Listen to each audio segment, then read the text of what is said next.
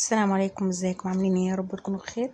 شايفين الفراخ اللي شكلها زي المشوي كده؟ تعالوا اقول لكم بقى عملتها ازاي.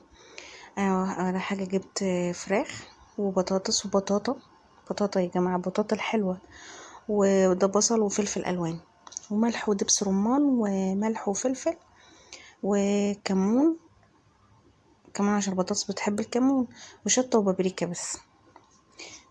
دي بصلايه كبيره وفلفل الوان، ضربتهم في الكبه.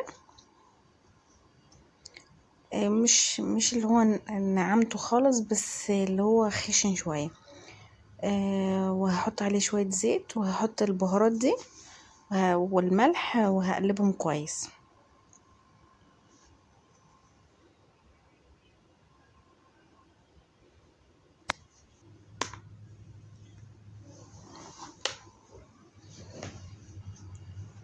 مع شوية زيت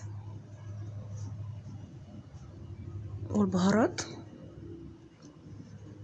متكترش بهارات، هو الملح والفلفل والشطة والبابريكا ودبس الرمان هنحطه. هبتدي نقلبهم. هي البطاطس بتحتاج الكمون والشطة، دي اختياري، انتوا عايزين تحطوه، او الفلفل ده كمان عايزين تحطوه فيه فلفل حراق حطوه، عايزين بارد بس ده اختياري.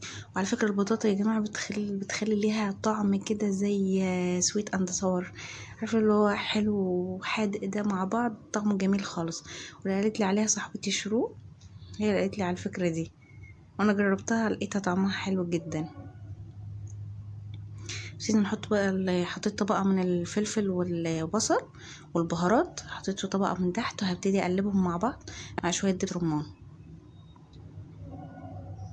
هقول لكم بقى الوش هيبقى لونه زي المشوي كده ازاي في الاخر الفراخ، بعد ما استوت. يعني قبل ما تدخلها الفرن، عملت لها تتبيله كده حلوه تخلي الفراخ شكلها شبه المشوي بالظبط. بعد ما قلبت البطاطس والبطاطا مع الخلطه اللي انا عملتها، حطيت في نفس الخلطة دي، حطيت دبس رمان، وهبتدي خرمت الفراخ كده بالسكينة، وهبتدي احط فيها التتبيلة دي، هبتدي احطها في النص كده، شايفين؟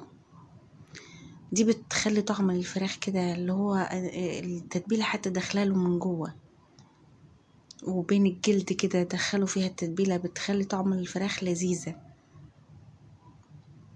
ولا في عندك كمان اللي هو كزبرة او بقدونس الخضرة، بتخلي برضو الفراخ تحفة جدا يا جماعة.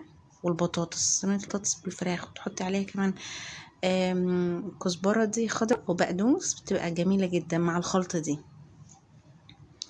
ايه، بعد ما حطيت الفراخ كلها بقى، هبتدي احط ما حطيتهاش على الوش عشان البصل ما يتحرقش، حطيته كده في النص بين البطاطس والبطاطا. هبتدي بقى اعمل خلطة للوش عشان تبقى خلطة كده ناعمة، ومنها تبقى اللي هو ما تحرقش الوش، يعني تطلعه زي المشوي كده بالظبط، الفراخ تطلعها مشوية جدا. هجيب بقى طبق واحط فيه معلقة صلصة ودبس رمان وشوية ملح وفلفل، وهبتدي اقلبهم كده كويس. زي ما قلت لكم، صلصة جاهزة ودبس رمان وشوية معلقة زيت صغيرة وملح وفلفل بس ملح ما تكتروش، عشان احنا حاطين ملح بقى في باقي المكونات، ده عشان تتبل الوش كده من فوق. مكتروش ملح يا جماعة، عشان زي قلت لكم، عشان احنا حاطين ملح في باقي الوصفة. هبتدي بقى ادهن الفراخ كلها. يا جماعة انتوا شفتوها في الاول بتطلع زي المشوية بالظبط، وطعمها تحفة.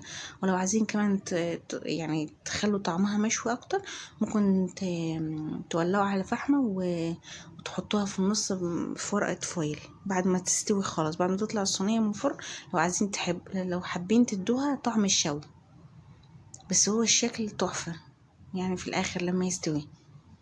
بصوا، بعد ما عملته بالفرشة بقى، هدخلها الفرن، هتاخد بالظبط ساعة في الفرن. من تحت هحطها من تحت، مش هشغل الشواية. اول ما تستوي هبتدي اشغل الشواية من فوق. طبعا لو في فويل، ورق فويل وزبدة، حطوها من فوق هتستوي اسرع. لكن لو ما عندكيش عادي يعني ممكن تحطيها كده. وحطيت حبة مية صغيرين كده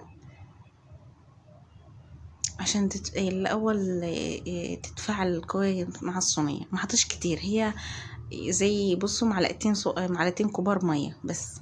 اهي بعد ما طلعت بقى شايفين الشكل تحفه جدا، يعني اكنك عامله فراخ مشويه. وتتبيلتها سهله جدا، وصينيه بطاطس عاديه خالص، بس احنا عاملين لها كده شويه زيادات، تبقى تغيير وحاجه جديده. وهتعجبكم جدا، وجربوها. واتمنى تشتركوا في القناه وتفعلوا زر الجرس عشان تلاقوا ان شاء الله فيديوهات تاني مني باذن الله يعني. و... ويا رب خير ان شاء الله. بس جربوها يا جماعه هتعجبكم جدا. وزي ما قلت لكم صاحبتي شروق هي اللي قالت لي على الوصفه، حابه اشكرها يعني. و... وان شاء الله تستنوني فيديوهات تانية. والسلام عليكم ورحمه الله وبركاته.